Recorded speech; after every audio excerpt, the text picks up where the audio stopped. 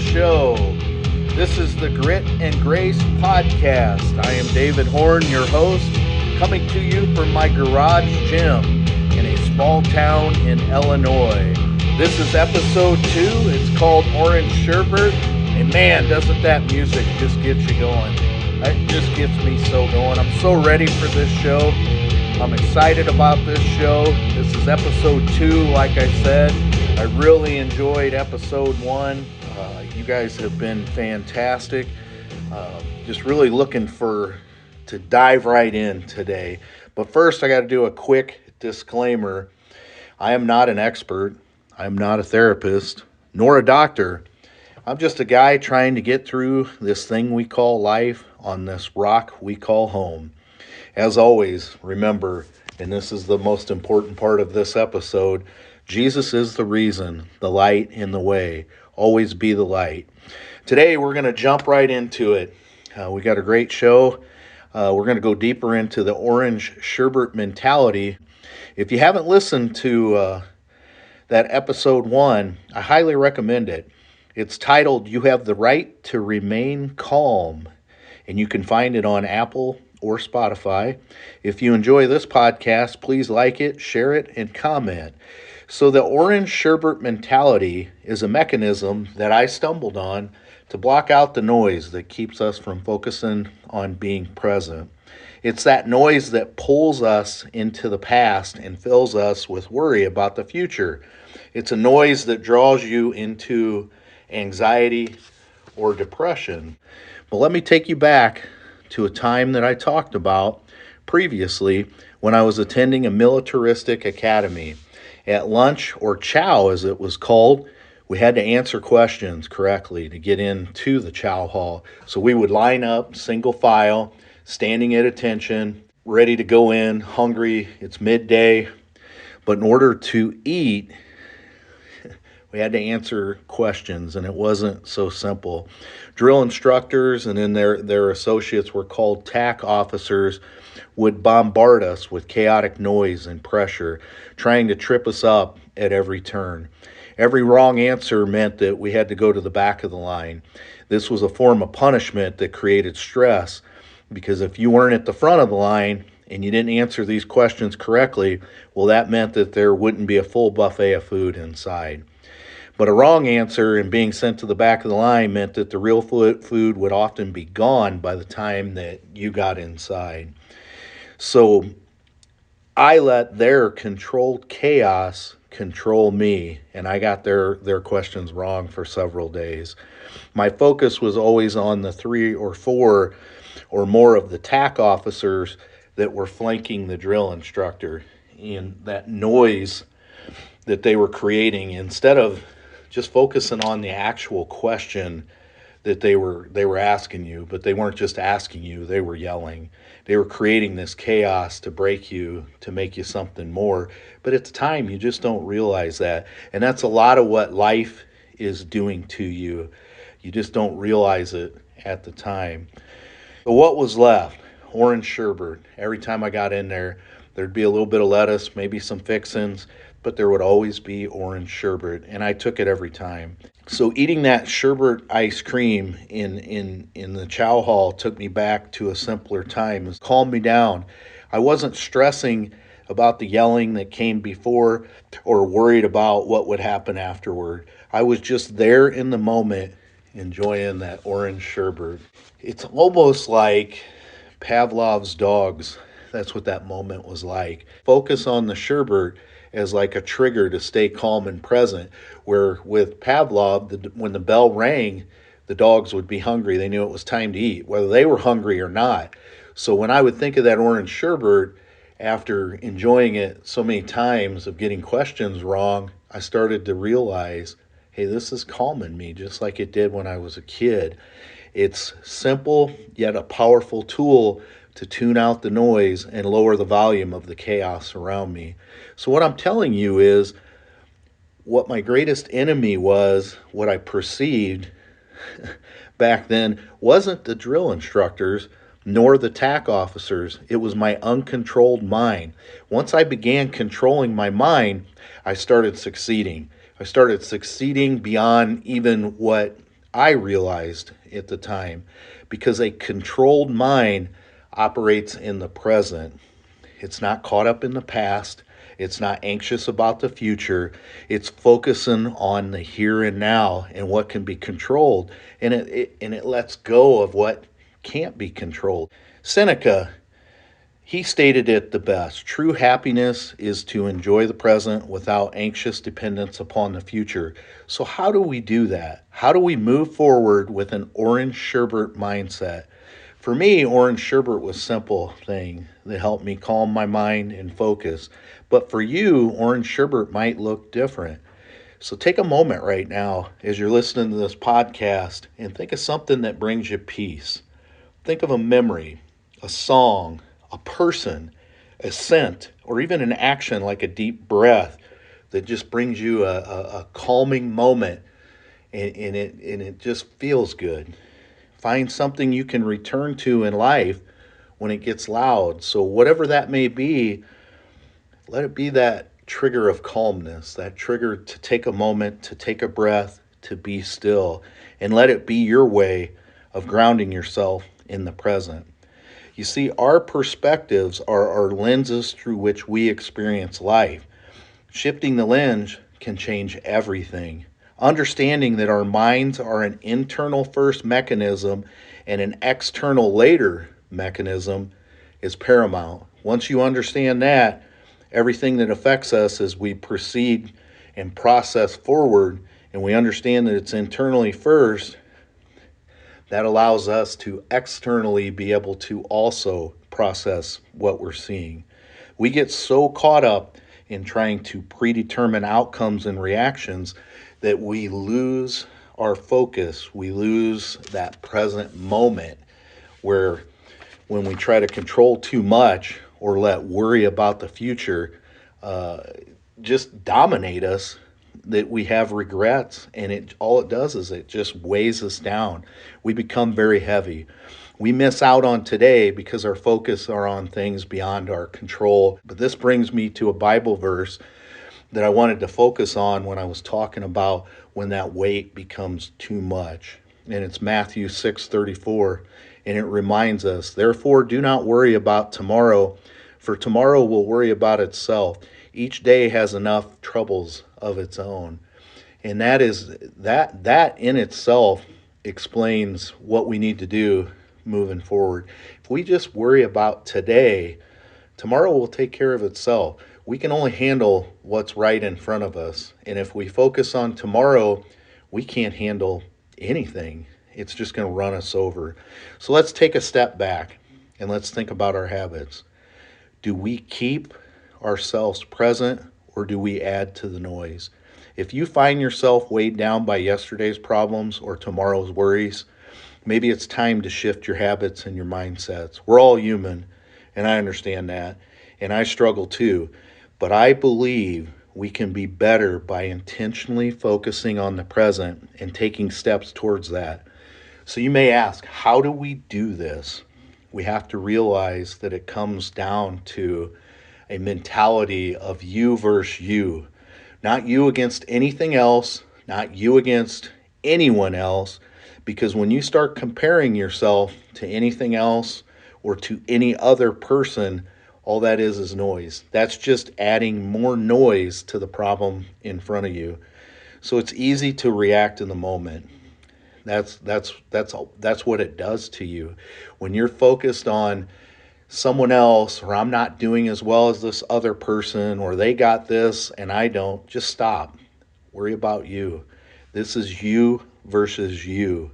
Especially when emotions are high, you need to just stop. This is what I do. I stop now. I wish I had done this in some prior situations, but I didn't. But that's where growth comes in. That's where truth growth comes in, when you can say, hey, I'm going to take a breath and I'm going to respond. I'm not going to react. And I'm going to respond thoughtfully instead of reacting impulsively.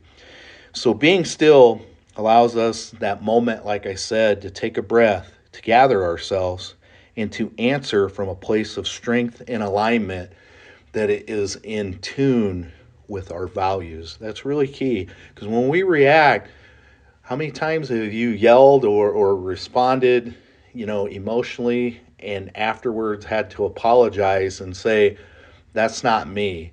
But that person across from you goes, oh, yeah, that was you. So if we can just take a breath and answer from a place of strength and alignment that is a response, we're always going to be dealing with what's in front of us or the people in front of us in a thoughtful manner. I know it can be hard, and it's hard to practice stillness. Our world doesn't make it easy. We're constantly encouraged to rush and react, but there's a strength in learning to pause. And another Bible verse I think that just really articulates this is Exodus 14:14. The Lord will fight for you. You only need to be still. The Bible urges us, if you don't know, several times throughout its entirety, to be still, to rest in Him, to be silent. This stillness lets us be in the moment, which is the core of the Orange Sherbet Mindset. Let's talk about some things you can start doing today to shift your mindset and embrace this Orange Sherbet approach that I'm talking about. One is you can smile. How much does that cost? How hard is that? I mean, how do you not smile? Because I know every time I smile, whether it's during a shit show or whether it's during something incredible, I just feel good, and the people around me feel better.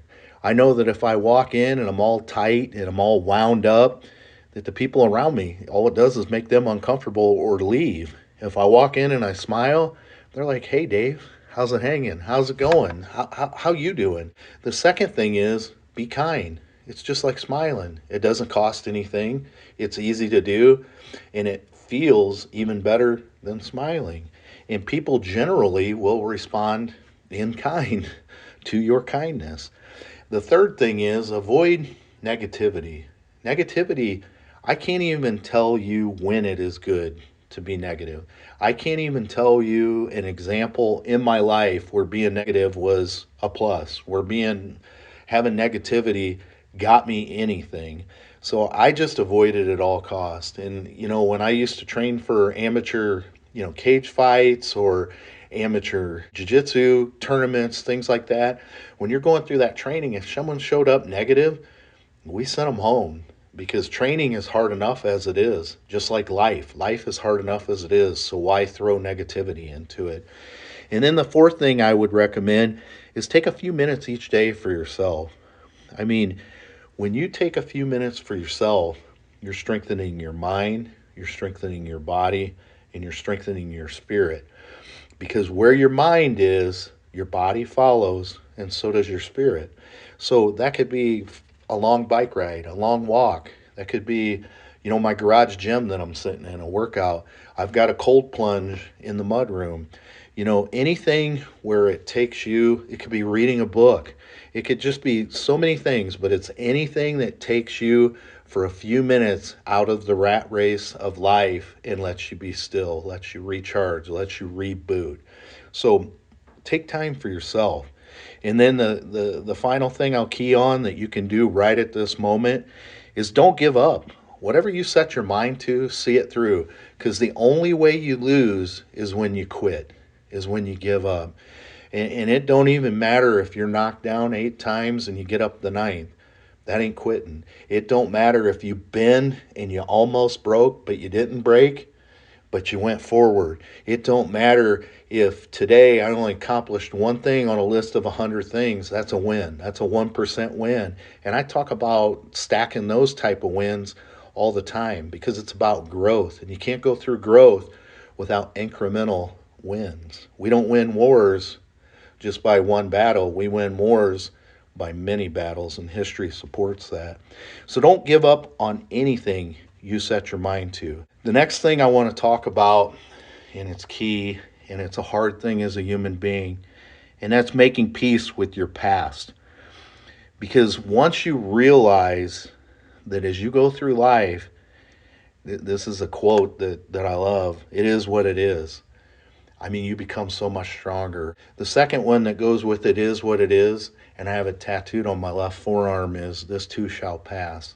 And I put it on my arm because sometimes I'm a slow learner, and I need to look down at that tattoo and be like, oh yeah, this is going to pass, and there's so much wisdom in this too shall pass, and it is what it is. So just understand, because whatever this is, it's going to pass, and then right on the horizon is going to be more adversity. So the more I prepare myself for adversity, the better off I am. And what used to be, what was, what happened, it's in the past. It's not going to change. There's no magic, remedy that's going to change what has already happened in the past. So I challenge you to remember all of what happened is what made you who you are today. And who you are right now is what's going to make you who you are in the future. So when you start realizing this kind of stuff, it isn't fun at the moment, but it will build you to something that you'll be grateful for in the future.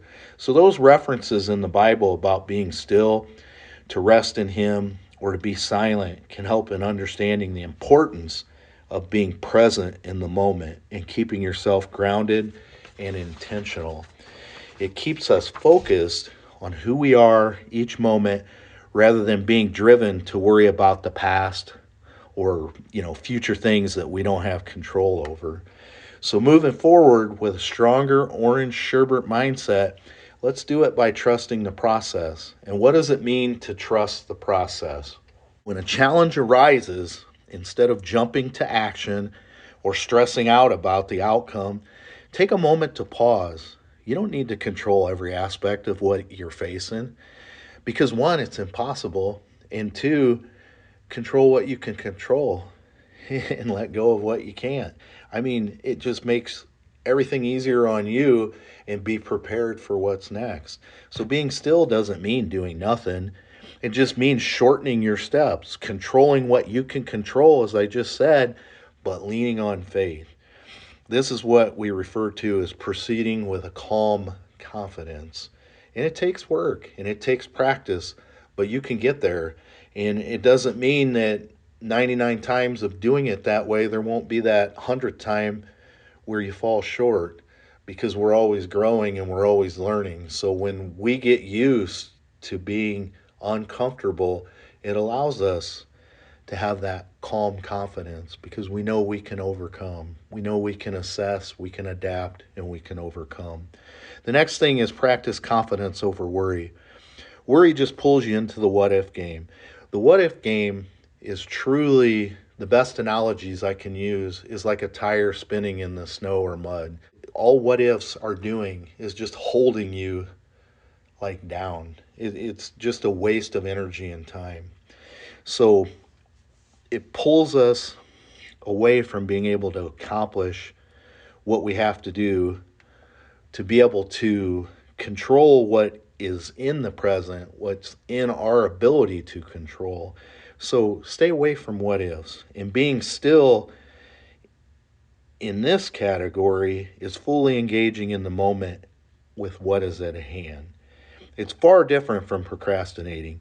In this state where you're able to think and respond instead of reacting, it's just like what I've alluded to a couple of times already. It's that serenity. But you control what you can control, and you build the courage to let go of what you cannot. So the next thing that I want to discuss with you is the shift from reaction to response. This goes a little bit deeper in understanding that the immediate reactions to a situation just lead to more stress and regret. Being still with just even a little pause before responding, that pause gives light to far more thoughtful and grounded responses that align with values that you have or that you are currently building. This also makes for a path of positive influences on others. And when you're influencing others, the beauty of that is they're going to start influencing you, because it's just like lying with dogs, you're going to get fleas. So who you run with, who you take, advice from, who you allow to mentor is who you're going to be. So the more positive influence from others, the better off you're going to be, the better off they're going to be. It's just better full circle.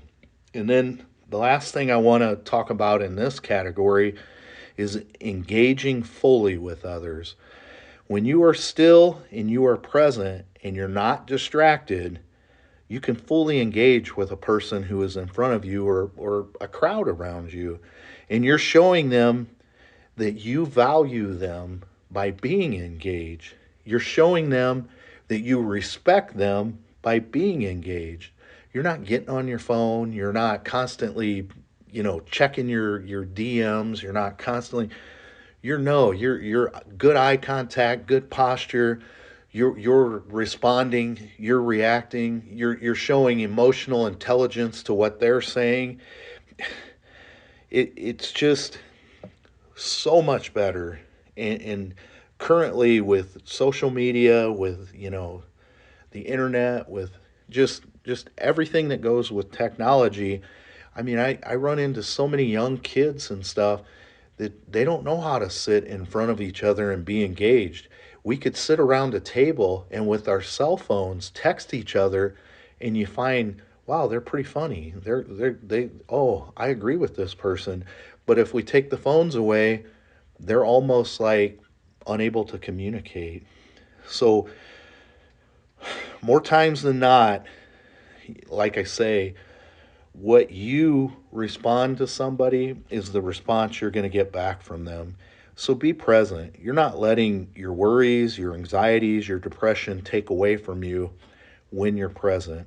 And they pick up on that, which makes for a more meaningful connection with those who you're trying to engage and those who are trying to engage you. So how do we start our days in this orange sherbet mentality mindset? Well, we have to start them with positivity and gratitude. Gratitude is key. Like, if I could pick one thing that over the last couple of years that has really changed me, it is living my days with gratitude. Just your mindset and your perspective affect everything. And taking stock of your life and focusing on what is good, even if it's the most minor thing to the most biggest thing, it's paramount. And if you're struggling to find anything, start with this. And some people look cross-eyed at me. Did you wake up today? You know? And they look at me, well, of course I woke up today. I'm sitting right in front of you. And I say, well, that's a gift. How is that a gift? My life sucks. Well, it's an opportunity. It's an opportunity for many things. You're alive, you're upright, and you're able to take nourishment. Some old person in a nursing home one time, I walked by him and I said, how you doing? And he responded just like that. I'm alive, I'm upright, and I'm able to take nourishment. I said, really? That's very profound. He was shocked that I stopped and I talked to him because most people just don't even hear him. But that's why gratitude is such a key thing. If you can look at just waking up as an opportunity, not only for yourself, but to be able, I always say it, be that light for somebody else. There's a boomerang effect. I mean, what you put out is what comes back to you. So being the light is always key. It's always the best path forward. So I want you to ask yourself, if you're really ready to take on gratitude, you're really ready to want to be still, to learn how to be still, to do these things that I'm talking about in this podcast, then I want you to ask yourself 3 questions, and I want you to be honest. What is your why? Whether it's sports, whether it's life, whether it's any competition that you can think of, and we're talking about this competition of you versus you. You got to know why you're doing it first. Some people will say, I'm doing it because I love my kids. You say, why you want to lose all this weight? Why you want to get in shape? Why you want to eventually be able to be in the military? Why do you want to eventually be able to have your dream job? How are you, why do you want to make all this money? Well, it's a why. My family, my mother, I have a disorder, and if I can just, lose this weight, or I can do this, I can have an operation. So knowing your why is key. And then the second question is, why not you? And everybody will say, well, I'm not worthy. Someone else could need this more. You are the greatest commodity on the face of the earth. You are a one of a kind. And, you know, just like it's been said many times before, you have worth that you just don't even understand. You walking past somebody and saying something kind might be the only way, or you might be the only person to be able to reach that other person.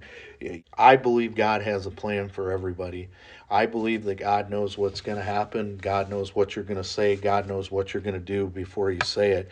So when bad things happen to you or something doesn't quite go your way, I think that it could be of the smallest things. Some interaction that you have with somebody in a grocery store, somebody that you drive past, someone you may just say hello to that hasn't been said hello to in 10 years. Maybe somebody you stop and you go, hey, how you doing? So why not you? Because you have so much more value than you'll ever understand. So why not value yourself? Why not realize that? Why not you? Why is someone else more worthy? They're not. You are worthy and you are worth it. And then the third question is, why not today? And when I ask that, I want you to understand your past, it's not going to change. It's not going to, in any way other than shaping and forming you, if you take on the present and you take on gratitude from what happened to you, like the book of Job. No matter what happened to his net worth, his family, all his worldly worth and possessions, he still never blamed God. He still understood God was the way. He still had gratitude for what he was left with. He was even left with a horrible skin disorder, but he still thanked God that he was able to get up every day. So why not today? Because I'm staying out of the past. I know that if I'm going to achieve anything in the future, if I'm going to achieve anything today, it takes action today. It takes starting today. Your future self will never thank you if you don't start today. Whatever it is that you think you need to start today. Why not today? And then I would encourage you, as you move forward with those three questions, to write down your answers today. And then let these questions be a part of your journey. And every day, set small, achievable goals for yourself and celebrate every step forward. And, whether it's every day or every few days or each week, sit down and write where you're at that time with those three questions and compare them to where you started. And it's going to blow you away how much you evolve, how much you become a better person. But it'll help you, just like I said, to understand where you're coming from, where you're going, and to feel good about who you are today. So understand we all stumble. Just as Proverbs 24:16 says, just man may fall 7 times, he'll rise again. The key is he'll rise again. As simple as I can put it, and it's right there, in plain view. Just get up. I know it's easy to say right now, and you may feel like you can't get up, but you have to. You have to get up. Just get up. And Psalms 37:24 backs it up even further. If you're just stumbling and you haven't fell yet, or you stumble all the time but you don't quite fall down, though he may stumble, he will not fall, for the Lord upholds him with his hand. I've learned in life often, when it gets tough on you, your circle of people, they cease to exist. Those that state they have your back, they really don't. I've had people in my life that claim to be your ride or die, or who I love dearly and I thought they loved me back. And when things went to shit, I learned who they really are.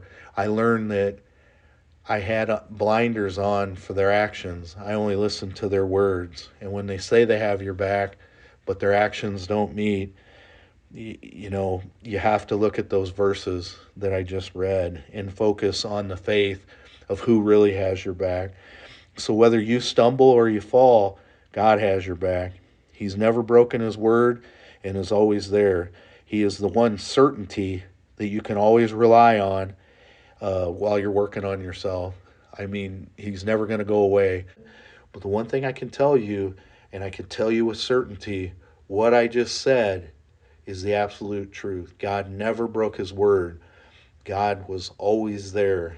And once you have that hope and that faith, it just cements the ability to get up every time. That ability when you start to stumble, that you have somebody who will not only listen, but will respond. And finally, when you're still and present and you're fully engaged with others, show them that you value them. And it will often always be reciprocated. And it feels good. It gives them a feeling that I can't describe to you. And you get a feeling from them that's hard to describe. It's just overwhelmingly just a great thing. Being present with others frees, you from worry. It frees you from anxiety. It creates connections that are meaningful and uplifting. And it does truly create those ride or die type people, those people who care for you no matter what. This Orange Sherbet mindset is about living in the moment. It's about being grounded in gratitude, free from the past, free from worrying about the future, just free to live each day and understand that it's okay to maybe have a bad day, a bad moment, because as you stumble or you fall, you're going to get up and have a greater moment. Embracing this mindset brings out the best of ourselves. It allows us to be more patient, more compassionate, and it allows us to be ready to be the light for others. And I'm going to close with Ephesians 5:15 through 16. It says, "Be very careful then how you live. Do not be unwise, but be wise, making the most of every opportunity because the days are evil." I want you to be the best that you can be, because in a life that's hard, and just like that verse says, the days can be evil, knowing that there are others out there just like us, the more we can do to help each other, the less evil the days can be. So I hope your week is one of growth that is filled with clarity, discernment, engagement, and wise choices. I hope you have a blessed week, and remember to be the light.